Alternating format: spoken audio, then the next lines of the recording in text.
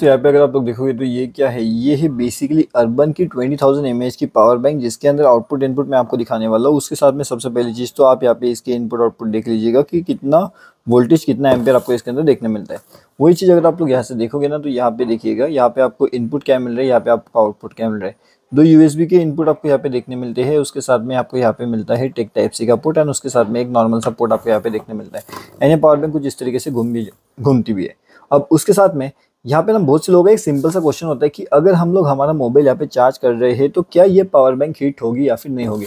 Definitely दोस्तों इसका जवाब है हाँ, पावर बैंक हीट होती है। मैंने ये नोटिस किया है, एक हफ्ता हो चुका है इसे इस्तेमाल करते हुए, एंड मैं आपको सीधा सीधा बताता हूँ भाई, ये पावर बैंक हीट होती है। अब ये पावर बैंक क्या ज़्यादा हीट होती है या फिर नहीं हीट होती है? देखिए, ज़्यादा हीट नहीं होती, लेकिन जब भी आप इसे यूज़ करते हो ना तो डेफिनेटली ये हीट होती है। इसके पीछे के हीटिंग का लॉजिक क्या है वो मुझे अभी तक समझ में नहीं आया। मतलब यहाँ से अगर आप आपका कोई मोबाइल यहाँ पे चार्जिंग को लगा दोगे एंड अगर आप इसे टच करोगे तो थोड़ा बहुत हीटिंग वाला चीज़ जो है वो आपको यहाँ पे कहीं ना कहीं नज़र आ सकता है, हीटिंग आपको यहाँ पे महसूस हो सकती है। ठीक है, ये सिंपल सी बात है। अब कितना फास्ट चार्ज कर सकता है, तो बेसिकली आपने जैसे देखा है इसके अंदर टाइप सी का इनपुट आउटपुट पोर्ट मिलता है, ट्रिपल आउटपुट पोर्ट मिलता है, पावर डिलीवरी कॉम्पेटेबल है। उसके साथ में आपके कौन सी डिवाइस को कितने बार चार्ज कर सकते हैं उसके बारे में इंफॉर्मेशन यहाँ पे दी गई है। आप देख सकते हो आपके पास में सैमसंग गैलेक्सी S24 अल्ट्रा होगा तो 3.7 टाइम्स यहाँ पे बताया गया है, आईफोन 16 होगा तो 4.2 टाइम्स यहाँ पे बताया गया है। लेकिन अब जैसे कि S24 है मेरे पास में, सैमसंग गैलेक्सी S24 अल्ट्रा, जिसकी बैटरी लगभग 5000 mAh की है, तो ये बेसिकली क्या करता है ना, ये सपोर्ट करता है 20,000 mAh की। लेकिन भाई साहब, इससे क्या आप उस हिसाब से कैलकुलेट अगर करोगे तो 4 बार तो ये चार्ज करना चाहिए, लेकिन वैसा नहीं होता। ये कितने बार चार्ज कर सकता है, तो बेसिकली ये चार्ज कर सकता है लगभग 3 बार।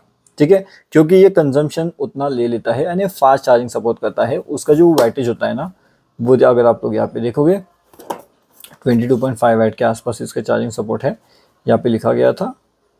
अब शायद से यहाँ पे मुझे नहीं दिख रहा कहाँ पे लिखा गया है, लेकिन जो भी है मैं आपको बता रहा हूँ। एग्जैक्टली गाइस, हमें यहाँ पे मिल चुका है, ये देख सकते हो आप। अर्बन 20,000 mAh की कोर पावर बैंक 22.5 वाट का सपोर्ट है।